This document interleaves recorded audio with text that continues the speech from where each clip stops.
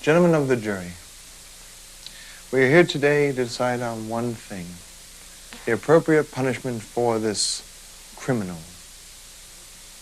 You may ask yourself, why should we condemn this woman to death? Well, let's review the facts, shall we? We'll start from the beginning. Many people at the firm of F&S know me to be a reserved man, disciplined, shall we say, conservative.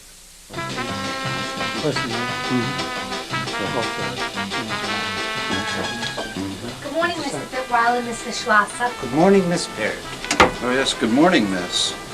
Does she work here? Yes, she's one of Martin's assistants. Oh, yes, Mr. Martin, our most efficient worker. Neither drinks nor smokes, but the results speak for themselves.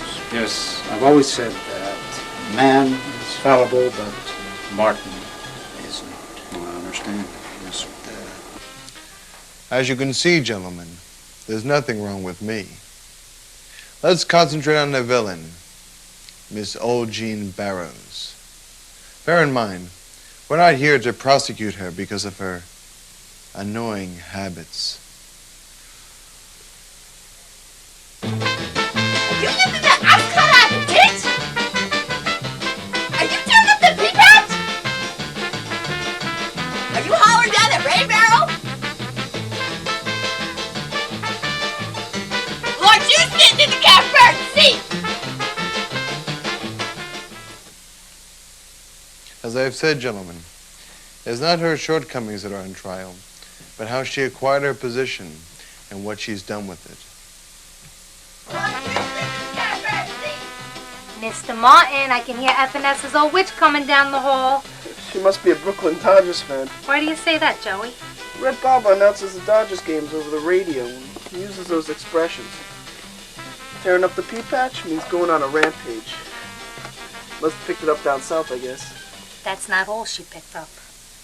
What do you mean, Miss Pat? Well, I hear Mrs. Barrows met Mr. Fitzweiler at a party where she rescued him from the embraces of a powerfully built drunken man. You don't say. Apparently, she then led him to his sofa, and a week later she became his special advisor. Wow. My mom always says it takes all kinds. Amen. Special advisor to the president? If Mr. Schlosser was still alive, she would never have the position.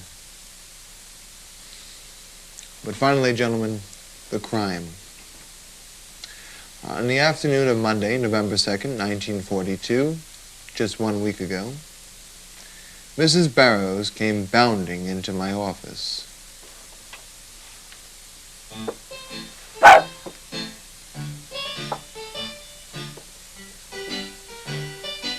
Don't be hollering down the pickle barrel.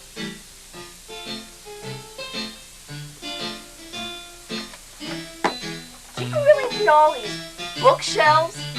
Each of these bookshelves are an indispensable part of the filing and reference system here at F&S. Well, don't go be tearing up the pea patch. There's sure a lot of fine scrap in here.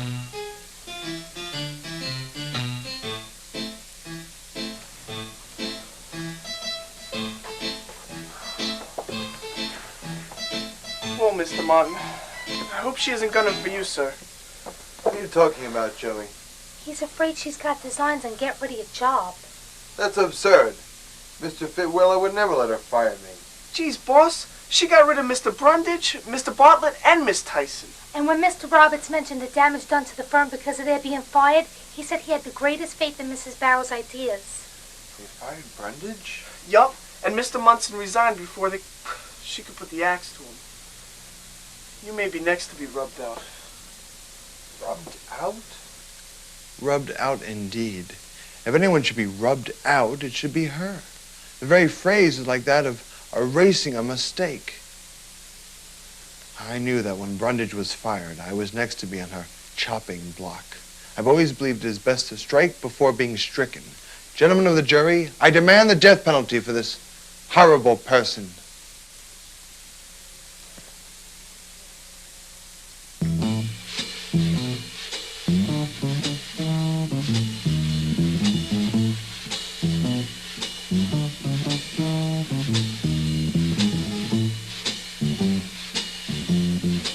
Mr. Mon, I could put those away for you if you want to leave. No, that's all right, Miss Pond. I have nothing to do afterward. Thank you, Mr. Mon. Have a good night. You too.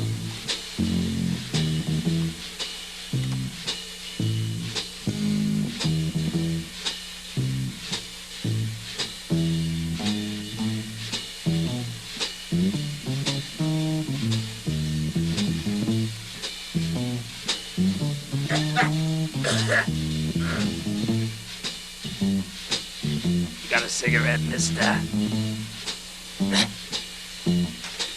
Well, my God, look who's here. Hey, quit shoving. What's after you? You're as jumpy as a goat. Yes. No, I'll put it here. Your hat and gloves, too. You're in a lady's house. I was passing by. Is there anyone here? We're all alone. You're as white as a sheet, you funny man. What's come over you? I'll fix you a toddy. Scotch and soda be all right? But say, you don't drink, do you? Scotch and soda will be fine.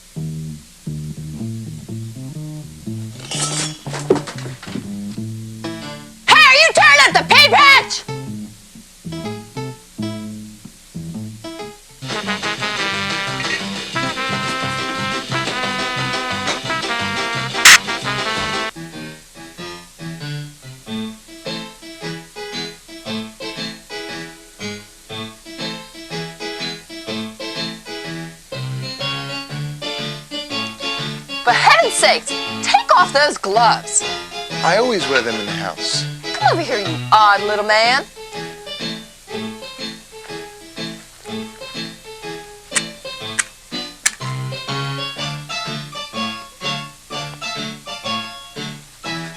Well, this is perfectly marvelous. You, with a drink and a cigarette. I always drink and smoke. Here's that old windbag Fitweiler. Really, Mr. Martin? You're insulting your employer. I'm preparing a bomb which will blow the old goat higher than hell.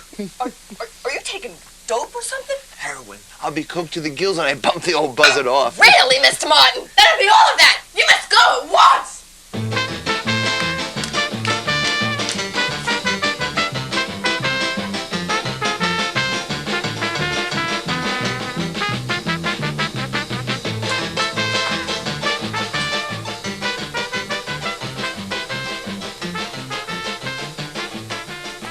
Not a word about this. Really? I'm in the catbird seat now.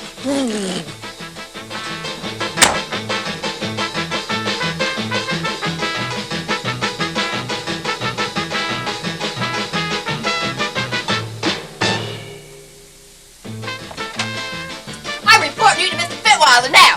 If he turns you over to the police, it's no more than you deserve. I beg your pardon?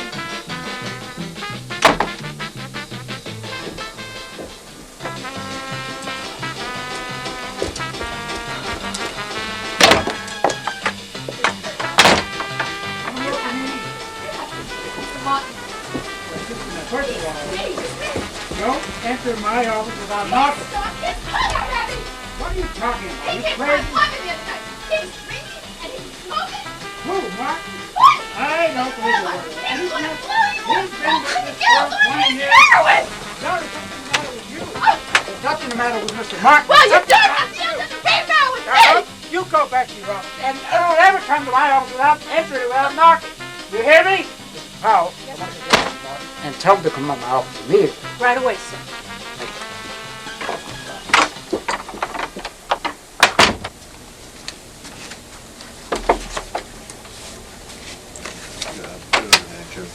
Mr. Martin and Mr. Fetweiler would like to see you. Yeah, of course. Martin, you've been with us now more than 20 years. 22, sir. And in all that time, your work and your manner have been exemplary. I trust so, sir. I've understood that you've never had a drink or smoke. That is correct, sir. Would you describe to me what you did yesterday after you left the office? Certainly, sir. I walked home. I went to Shroud's for dinner. I walked home again. I was in bed early. I read a magazine. I was asleep before 11.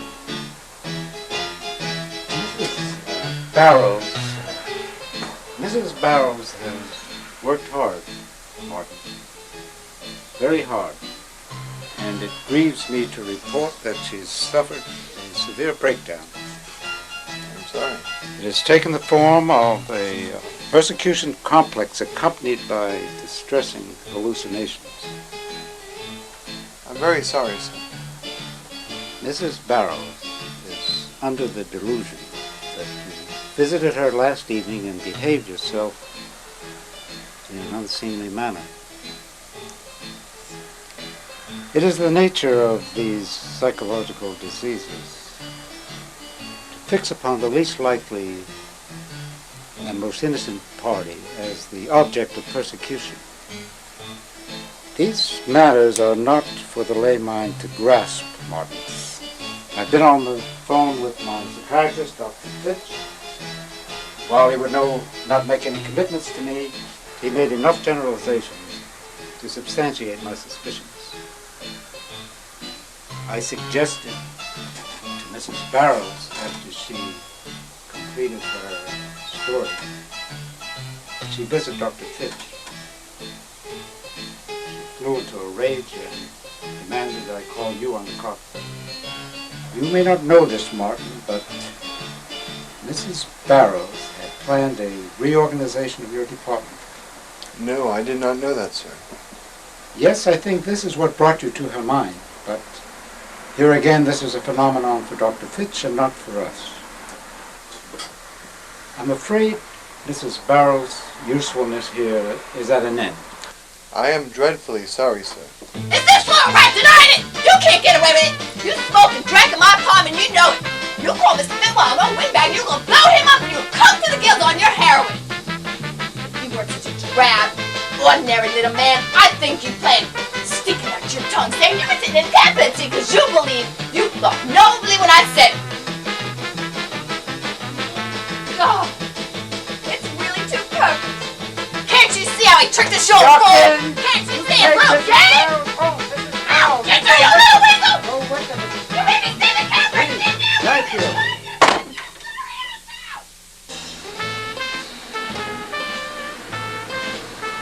Martin, I regret that this has happened. I shall ask you to dismiss it from your mind. Yes, sir. I will.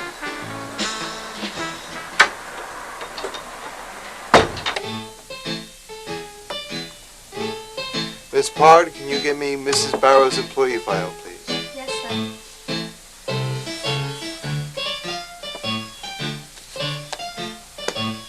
Here you are, Mr. Martin. Oh, thank you, Miss Pard. Are you all right? I'm fine. Case closed. While Mr. Martin was a-working, Mr. Sparrows was a-chirping. Then the bird ate the cat and he sat in the catbird seat. Oh, you tearing up the peepers. No, no, no. Oh, you hollering down the rain barrel. No, no, no. Listen, that ox caught out of the ditch. Now you're sitting in the catbird seat. Yeah. Then Mr. Martin was a-potting. Whoa, whoa, whoa. Mr. Sparrows was a-stomping. Whoa, whoa, whoa. Then the bird ate the cat and he sat in the catbird seat. Yeah.